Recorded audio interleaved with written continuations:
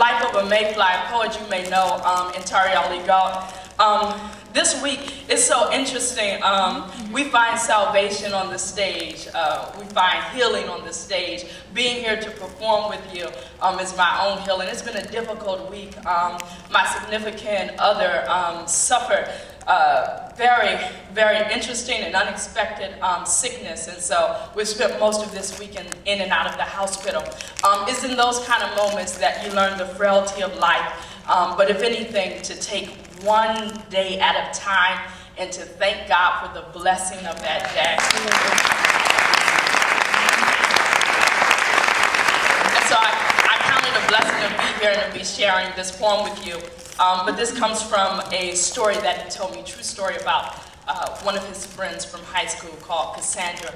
So I tell this for him, and I tell this for her tonight. It's called Life of a Mayfly. The mayfly, an aquatic insect of the order Ahemeroptera, from the Greek ahemeros, thus the moniker dayfly. The lifespan of an adult mayfly consists of 30 minutes to 48 hours.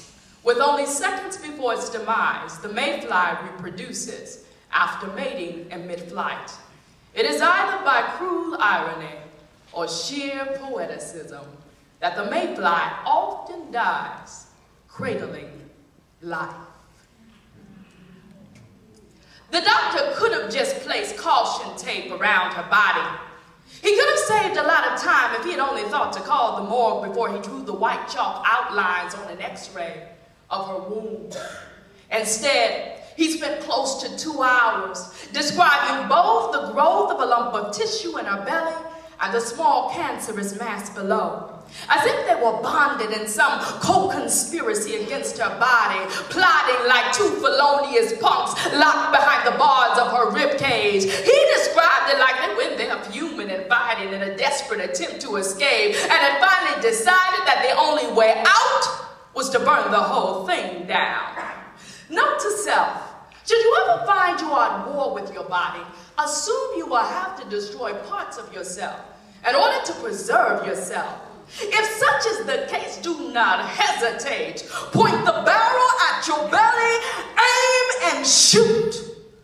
But when the doctor lined the table with the firing squad of tools, Cassandra found she just could not do it. Even if it was just a lump in a tumor, she knew in her heart that for her the two would never be the same. Both were killing her, but one she had already named. And so the greatest irony of her dying would be this simple fact, that she had actually chosen life. And two small almond-shaped eyes, pushed slightly apart by the thumbs of the divine, nose poised in a downward crescendo, opening like a window into a symphony of sound just below, her little scream sweeter than the sea siren's note. But like Odysseus, Cassandra should have known, there were more subtle chords of death that underscored her song. That is why Odysseus had his arms tied to the mast of a moving ship, just so he could hear the siren song as he safely passed by, for hers was the kind of beauty for which men had died. But you played it smart, Odysseus, and escaped with your life.